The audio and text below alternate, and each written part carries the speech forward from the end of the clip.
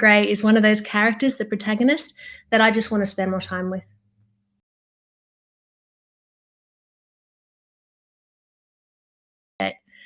Yeah, so I'm a big fan of indie books. Absolutely, for sure.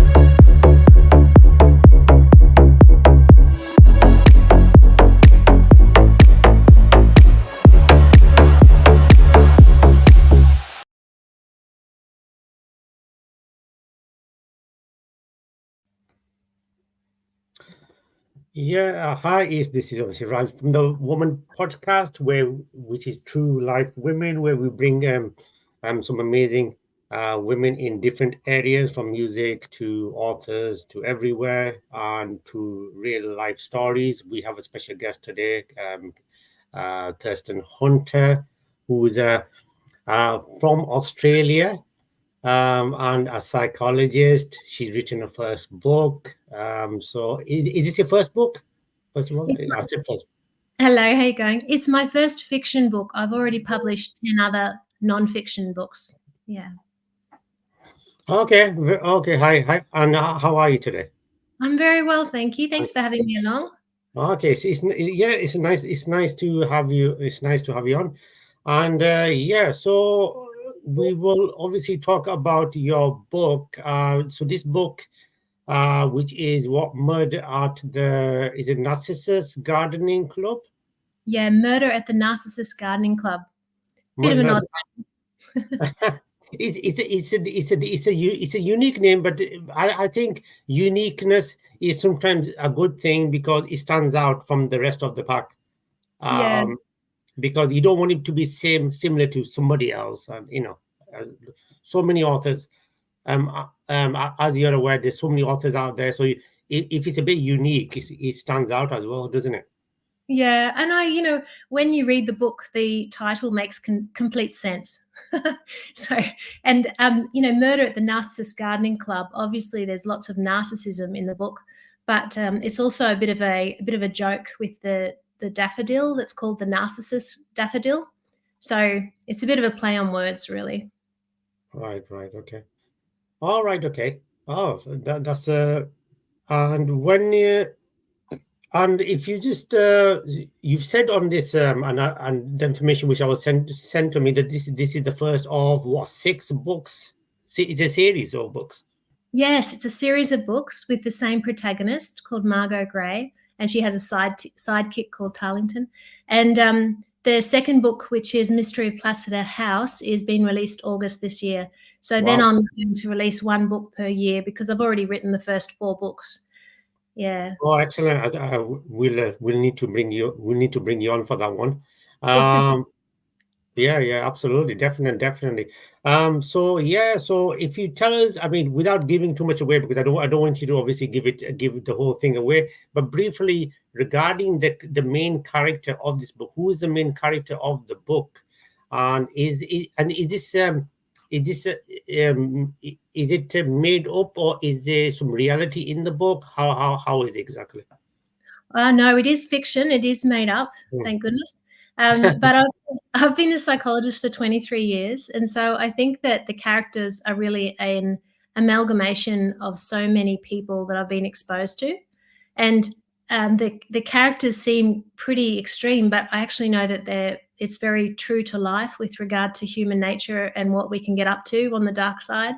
So yeah, the when the main character, when you read the book, it's quite interesting. There's so many main characters in it, really, but it's written from a character. Anna is the one speaking, first person, and it starts off with her literally at the precipice of breaking up from a pretty toxic relationship. So it starts straight into that level of intensity, and her husband telling her, no, we're not going to break up. So it starts straight into that level of intensity, I guess. Yeah. Okay, that sounds a very, very interesting. So yeah, so that is very, very that is very interesting on there. So how did this book come about, and how long did it take you to write this book? Well, I was actually writing my 6 nonfiction books, which are about psychology. The 6 books cover 205 areas of psychology. So I was writing them, and that's pretty heavy going with regard to nonfiction. So I think my mind just wanted to have a bit of fun. And so I didn't plan to write this book, but my imagination came up with the storyline, and I was so inspired I just started writing, and I actually wrote the first 2 books at the same time. So I started them 4 years ago, and yeah, so they've been sitting there. They've been edited beyond belief, as all books are, and here we are now.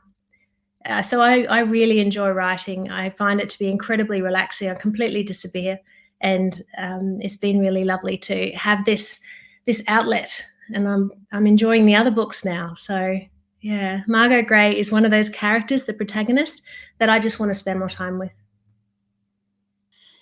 And the reason why you got into writing, was there any particular author which made you want to write, or what was the reason? Was there any particular reason at that time?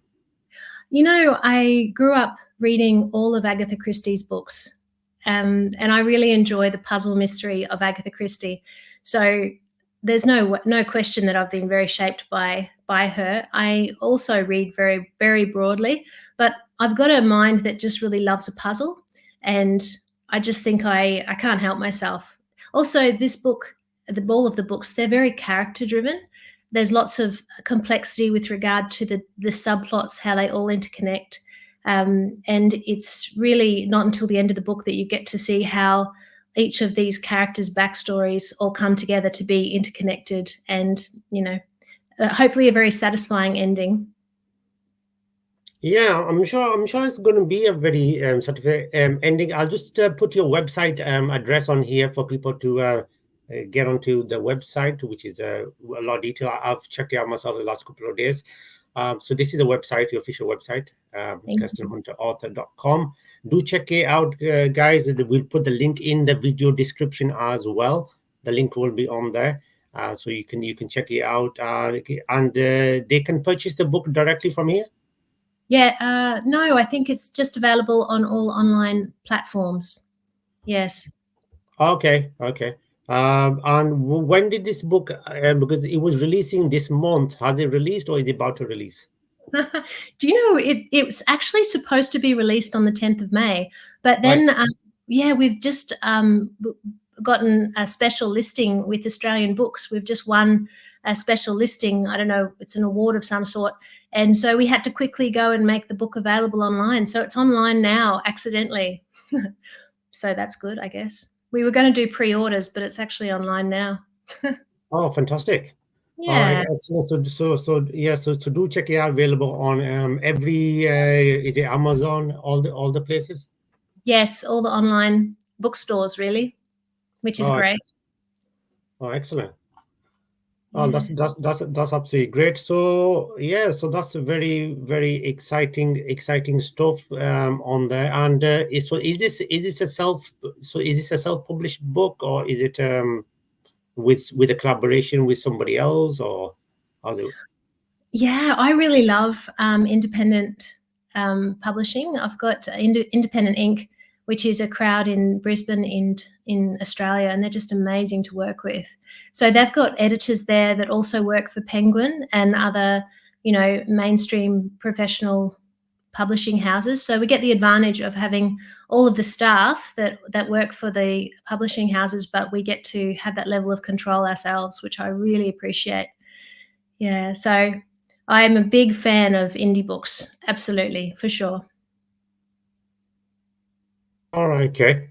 Yeah, excellent. Yeah, that's it sounds very good. So this book is going to be available. What date did you say? Sorry, what date did you say it's going to come It's out? available now. It's Available already. Wow. it's supposed to be next week, but no, it's available now. It's available already. Oh, excellent, excellent. So yeah, so do check it out. We'll put the website again on here, so which is obviously Kirsten Hunter author.com. The information's on there. Obviously, it's all available all online. Is it going to be available physically in any bookstores?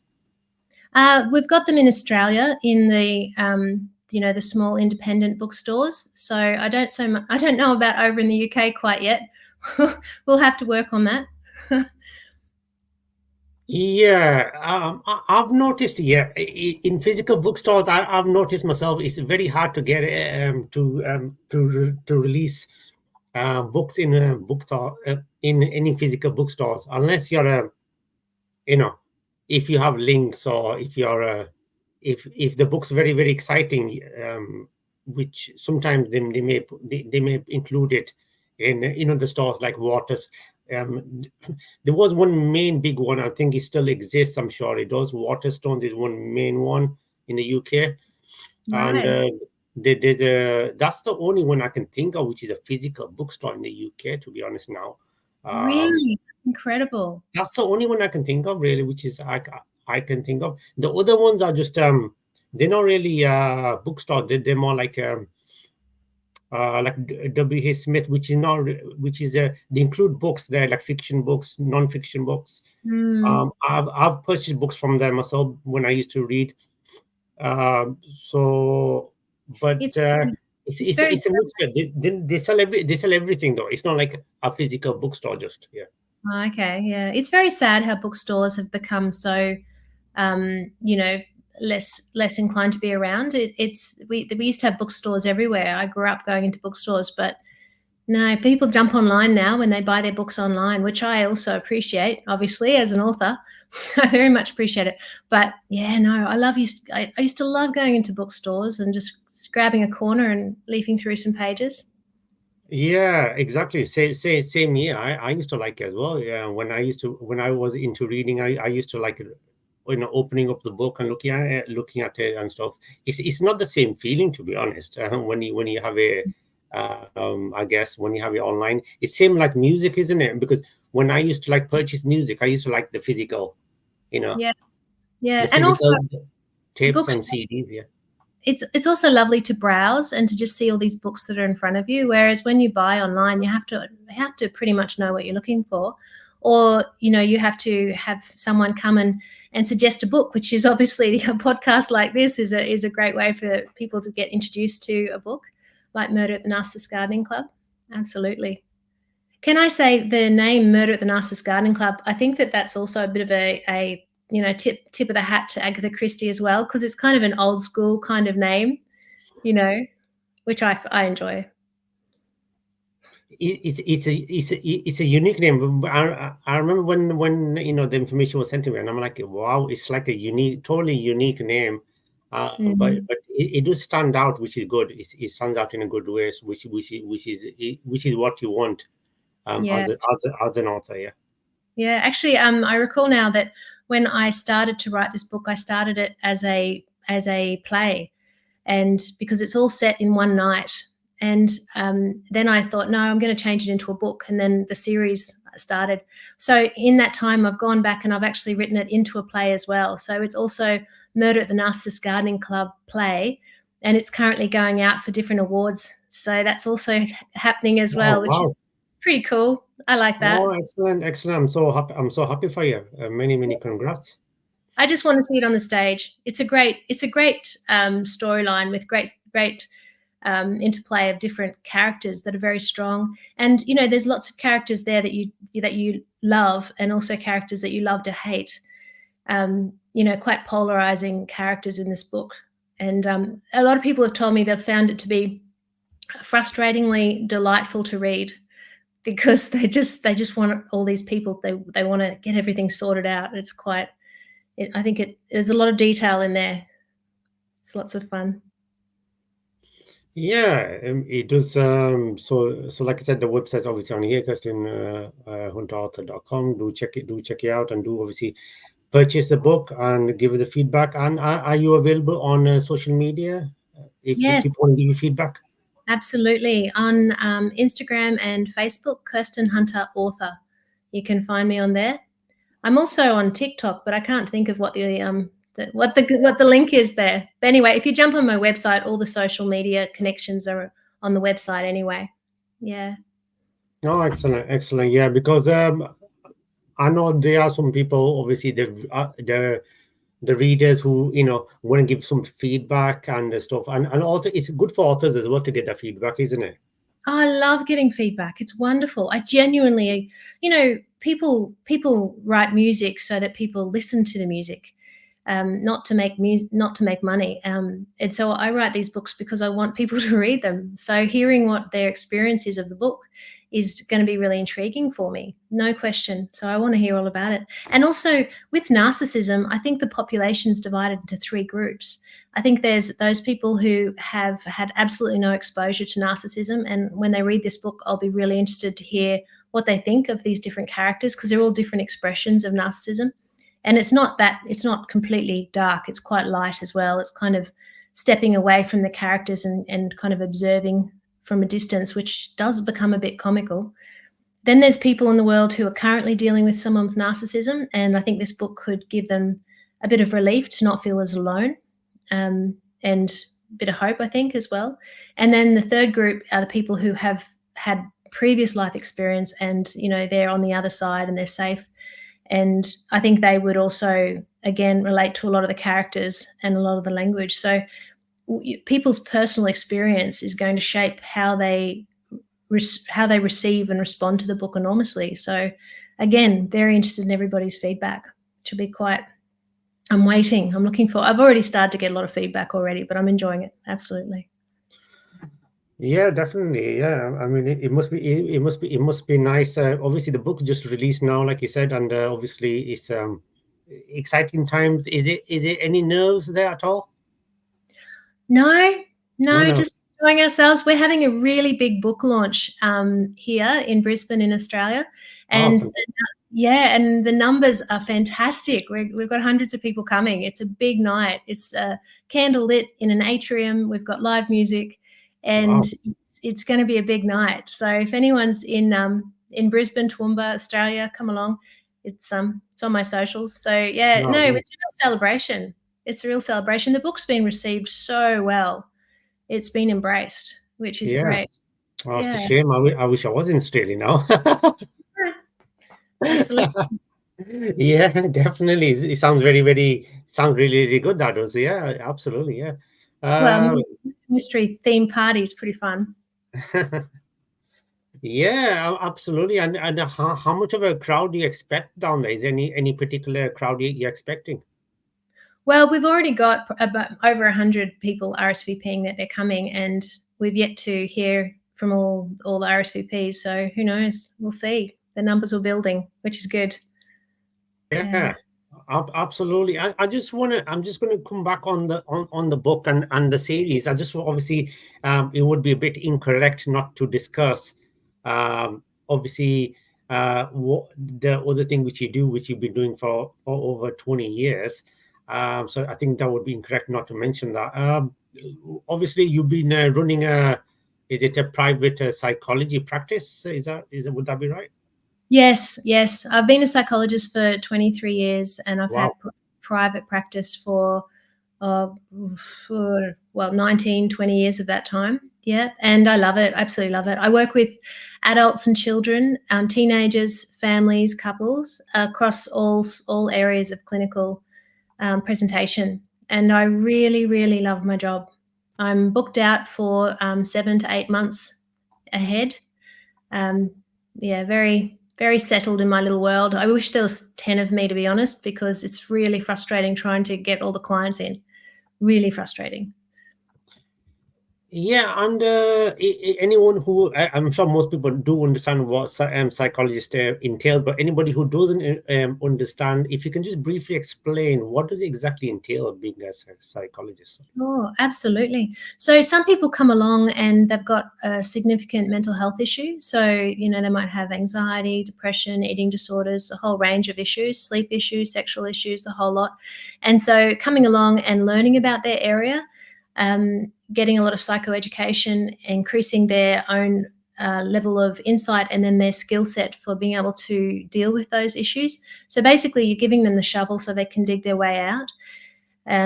So that's why I love this job, because it's really about a lot of personal growth. The second area is some people come in and they might be in a relationship and they're having issues there. So that might be as a couple, parenting, family. So that could be very much about learning about their own issues that they're bringing to those relationship problems, and learning how to communicate, learning how to be mindful, to constructively address problems and make the relationship stronger. So that's also wonderful. Some people come along just because they just want to. They say, this is where I'm at and I want to function even better. So sometimes it's people refining their level of skill even further. But it's about self-awareness, lots of education, lots of taking ownership. It's personal growth, basically. There's a lot of science behind it. Psychologists really are experts in diagnosis, and also we're statisticians, so we're experts on research and what treatment modality is the most effective for the different diagnoses. So yeah, there's a lot to it. I've got a clinical PhD, studied for 11 years. So no, I've never reduced my passion and my enjoyment for my job. I'm very lucky to love my job so much. Absolutely. Yeah, okay. I was wondering now because obviously it said DR in front of your name and Doctor Kirsten Hunter, and obviously I remember because when I was in university there was someone who had done a PhD, and I'm like, because PhD is not an easy thing. Even doing a degree is hard, but obviously doing a PhD, that's even at the next level on stuff. Were you always interested in doing a PhD and getting to that level at that time? Yeah, so I found my studies in psychology to be very comfortable for me. I'm very academic and I'm very natural with psychology, so I really enjoyed it. So those years went very fast for me. A clinical PhD is equivalent to a master's and then a research PhD put together. So and I guess I just wanted to be as qualified as you can be, and you cannot be more qualified as a clinician than being a clinical PhD, sorry. So no, I don't know, if you really love a field, the more you learn about it, the more you enjoy it, and the more you know, the easier it is to keep studying as well, because you're building on your knowledge base. I really enjoyed it.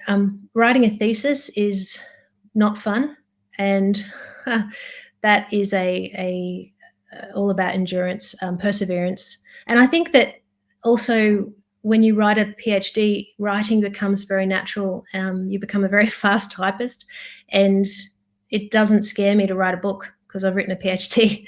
So yeah, I guess that's why I've written so many books as well. Wow. Wow, yeah, absolutely. I mean, definitely, you must have been totally, like you said, totally into that, and obviously, so how do you? I mean, this is I've seen some authors, and I spoke to an author just now recently, last week, and she was saying the same thing, and how she was juggling both being an author and doing something else. And how do you manage to juggle your practice and being an author? I also have 5 boys. Oh So my, they're not even one boy. If you said one boy, I'd be like, how do you juggle that? I need like 5 boys. yeah. They're beautiful. They're absolutely beautiful. They really are. Everyone thinks our household's crazy. It's not. It's really chilled out. But I because I really enjoy writing. When I write, I disappear. My husband, he's like, "See you tomorrow." She's gone. So that's like saying, "How do you find time to watch TV?" If it's something you really love doing, you find the time. So I'll often wake up at 5 in the morning and get an hour and a half of writing in, and then get up, off we go, and I have my first client at 7:30 in the morning. Or I might write into the night, or I might write on the weekends, but I would try really hard not to get into it until my little people are in bed, because I don't want it to take away from the family time. But if I had my way, I would go to a cabin, and I would just write and get get a book written. Actually, the first, second, third book, called The San Sebastian Passenger, I actually wrote that book in 2 weeks post-surgery, while I was sitting in bed having so much fun, able to just totally immerse myself in writing. So I wrote the whole book in 2 weeks, and I literally had no pain medicine. I was so consumed by writing. It was pretty crazy. I literally didn't watch any television at all. I just wrote. So I think when you love something that much, you find the time. Yeah, and so is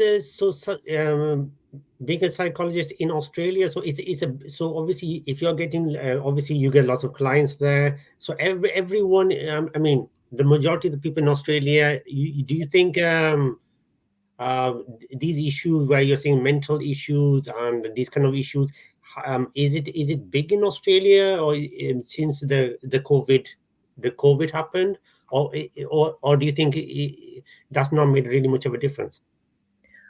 That's a good question. When there was COVID, there was a big influx in mental health problems, definitely, no question whatsoever. A lot of people were having a lot of stress, a lot of isolation from family. The extroverts were becoming very depressed because they didn't get to have that social contact. Families were disconnected. It was a really tough time. I actually had a bit of survivor guilt because I genuinely was minimally impacted by COVID. I didn't have, apart from not going to restaurants, I had no impact, but my clients well and truly did. I think that things have settled down here in Australia since then, since COVID. I think we're back to a baseline, and there's no real flare up since then. But I do think there's an increasing awareness of mental health, and the understanding that, we don't just sit on our hands and go in circles and get stuck in our dysfunctional mental state. We go and learn how to dig our way out and improve our situation. So I really do think that there's an increased awareness of the role of becoming psychologically healthy. No question about that, which is wonderful. As for the frequency, prevalence of mental health issues in Australia versus other countries, I really don't know. I think it's probably just across most Western countries. There might be a parallel, I'm guessing. Oh, yeah. Well, definitely. No, absolutely. It is because obviously I heard, it did increase in the UK as well, mental health and stuff, and stuff, and I'm sure it obviously in America, when I spoke to people, singers and stuff, they were saying the same thing in America as well. So yeah, absolutely, you're right. It's happening around the world, and it did happen a lot during COVID. And obviously that's something I guess we're going to be living with forever. But yeah, it's one of I guess it'll always be in the background. But yeah, definitely, absolutely. But so that's a very challenging, but it's something which you enjoy, like you said, something which you enjoy doing day to day. And so, is author going to be a part-time thing, do you think, or will this become a full-time thing in the future? My clients tell me I'm not allowed to become a part-time writer. I don't know. I couldn't step away from psychology. I couldn't do it. I think I would like to just get more and more efficient with finding time to write, just for enjoying myself, really. Yeah, no, I'll definitely keep writing. After the 6 books have been published with this Margot Gray series, I have no idea what I'll be doing after that. I've got a few more nonfiction in me that are coming out as well, but I don't know for fiction. And I like not knowing. I like that. I like the wait and see. Sounds very good to me. Yeah, I mean that sounds exciting. I'm sure you after these 6 series, how do you plan to release one after another then? So you're releasing one in August. That's a plan. Yes, I wanted to release the first 2 this year, Yeah. just to communicate that it's a series, and because the second book is ready. The third book is fully written. The fourth book The third book's called The San Sebastian Passenger, and I'll release that next year. The fourth book I'm currently writing, it's called April, and then I'll just release the last two, 1 year apart. So every year I'll release one book basically, unless I happen to get more speed behind me. But we'll see. I think one book a year is pretty good.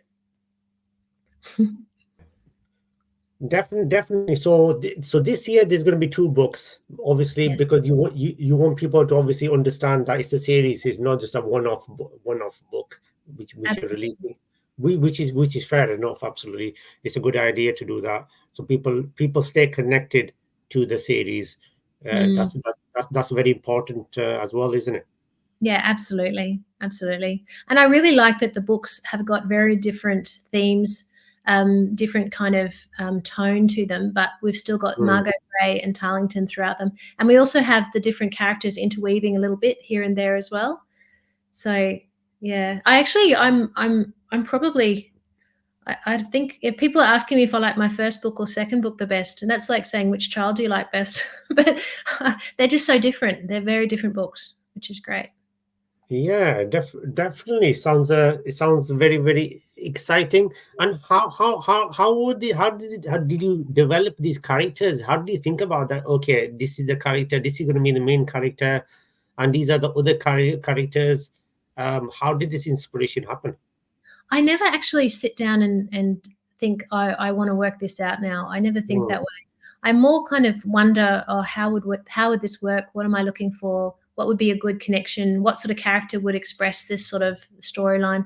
And I more wonder about it, and then I leave it, and then my imagination pops up and taps me on the shoulder, and I don't really like the ideas that come forward. So I often feel like I'm the scribe for my imagination, and my imagination is just, it's on its own, So I almost feel like I can't take credit for the books because I don't sit down and consciously write them. I just note down what pops up. Like, for example, I've accidentally just written a musical, would you believe? It's kind of a cabaret, and it's been performed around Queensland, Australia.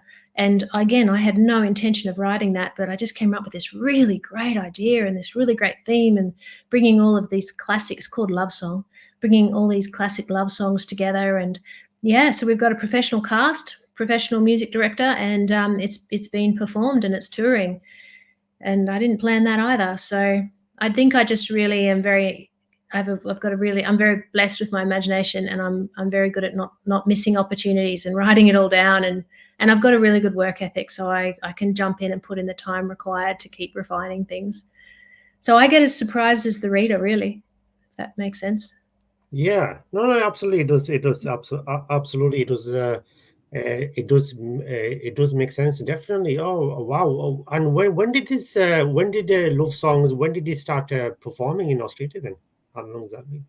Oh, it's coming out. It's currently being, the tour's been organised, so it's coming out on the 12th of July. 12th of July. All right, okay.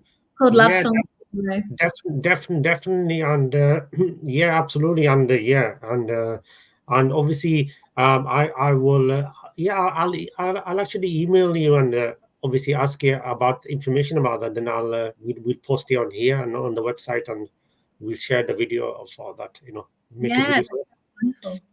Yeah, absolutely. We'll share it, and I'm sure there would be lots of people who are going to be going to this. It sounds very interesting, actually, because even though I'll be honest, I've never seen a musical myself. I'll be honest, but it sounds very interesting to go and watch it, definitely. And yeah, definitely. So do check it out. Will there be like a website for this, or how will it be showed? We've got socials called Love Song the Cabaret. Is on the socials, so that's all being shared. So that's on Facebook and Instagram as well. Love Song the Cabaret. Yeah. Oh, excellent. Oh, wow, you are totally busy with your hands are totally filled up. I know. I need to slow down, but that's not going to happen. That's not gonna happen. Yeah, exactly. Especially when you're working so much. and you're doing so much stuff which you like doing, then it's very, you're not going to slow down when you're enjoying something, are you? And that's true. Absolutely. I mean, I'm about to record the audiobook for Murder at the Narcissus Gardening Club, which I'm looking forward to. And there's a character in it. Her name's Babcia, and she's this Polish grandmother. And she's a very big personality in this book, and she's quite terrifying. I think of her as barbed wire warmed up. And so I couldn't do her voice for the audiobook. And I found this lady, and she's got the most exquisite voice. So she's doing that recording. So that's another thing I'm doing is getting the audiobook out, which I am, I've done the audiobook for the 6 Signposts for Living books, my psychology books, but I've never done a fiction before. So that's another new adventure, which is due to get started on that in 3 weeks. Something else. Wow. Sounds very, very exciting, that does. Yeah, definitely. And he said, yeah, absolutely. And what time did he say it's in Australia at the moment? What time are we looking at in Australia? At the moment, it's 8:43 p.m. Is that what you mean? Wow, PM. Yeah. Yeah. Now I know why it takes such a long time to get to Australia from the UK. Yeah, well, my husband's from Basque in Spain, and so Wow. I'm very practiced in traveling over to Europe. We come over quite a lot to come see family. Wow. That's why the 3rd book's called The San Sebastian Passenger, set in San Sebastian. Yeah. Yeah, and because I remember the way I got when I started, and this was a long time ago now. This obviously, and this is probably when I was studying and stuff. And I got connected to Australia is by watching Australian programs such as Home and Away and that kind of stuff, Neighbours, and that kind of stuff. And at that time, it was very famous in the UK. At that time, it was very famous. And that's how we got connected to Australia, to be honest. Yeah, Neighbours and Home and Away are pretty famous. And what's funny is that those beaches that they show is just our normal beaches. They're not even that luscious. They're just normal. We're very blessed.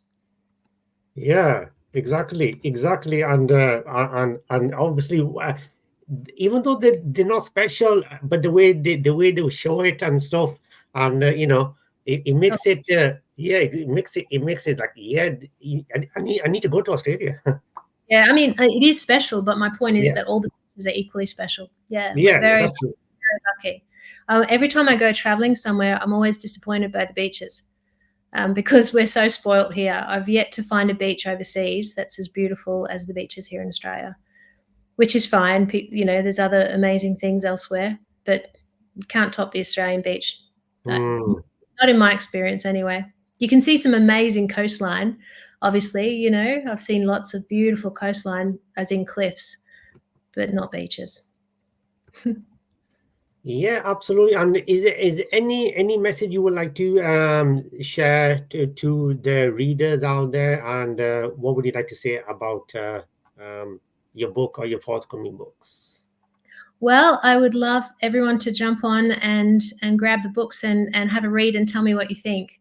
I'd love to hear whether you found all of the how you found the characters, how you found the different interplay of the storylines as they all come together and they're interconnected. Some people found it to be frustrating because they're wanting to resolve everything sooner rather than at the end. But I call that suspense myself. But I'd love to hear the feedback. Absolutely. So we've got Murder in the Narcissus Gardening Club coming out now. It's out now. And then in August, we've got Mystery of Placid House, which I'm looking forward to. Oh, excellent. Yeah, I mean, absolutely. It has been a pleasure to have you on here, and on there. And I hope, thank you very much for coming on. I'm sure this book is going to do really, really well on there, and I'm sure it's going to, sell really well. I mean, what's the feedback at the moment, or is it a bit too early at the moment? Well, it's only just literally being released, but I have given it out to a lot of reviewers beforehand, and the feedback's been fantastic, really fantastic. So no, it's looking good. It's looking good. I'm actually embracing myself for the first lot of negative feedback, which is going to happen, but I haven't heard any yet. So we'll see. Oh, Looking, that's the first good thing. If you don't get much negative feedback, it means that you're already on the right tracks in your fiction author. Yeah. yeah, well, I haven't had any yet, so we're looking good. Uh, first of all, uh, First of all, thank you very much for coming on and giving your time. I know you're very busy with your stuff. And obviously, thanks to the team to bring you on. Thank you to them. Obviously, my mind is going boggled a bit. I've just forgotten their name, but thank you very much to the team who's brought you on and the efforts, and obviously, thank you to yourself. Uh, and I hope you having us a very nice evening in Shall Australia. shall do. Um, I'm off to and have a friend. I'm off for now. It'll be fun. Yeah, no, yeah, lovely. And thank you so much for having me along. It's been great. And yeah, you enjoy your yeah. morning over there in the UK. Absolutely, and we will definitely try and make sure we do bring you back on before your second book comes out to share the information and stuff. And obviously, definitely trying to share the information on your musical as well, which is Yeah, coming out in July. So we will share information on that where they can purchase the tickets and stuff. Absolutely. Thank you thank you very much. And yeah, don't forget, guys, that you will be able to listen to this audio podcast as well on all the good podcast platforms, Apple Podcasts, everywhere, Spotify, Google, you name it, you'll be able to view it on there, and obviously on the womanagendapodcast.com website as well, which the links will be on the description as well for you. Okay, and that's fine. Thank you very much for coming on, and wishing you lots of success for this book. sounds great. Thank you so much. You take care.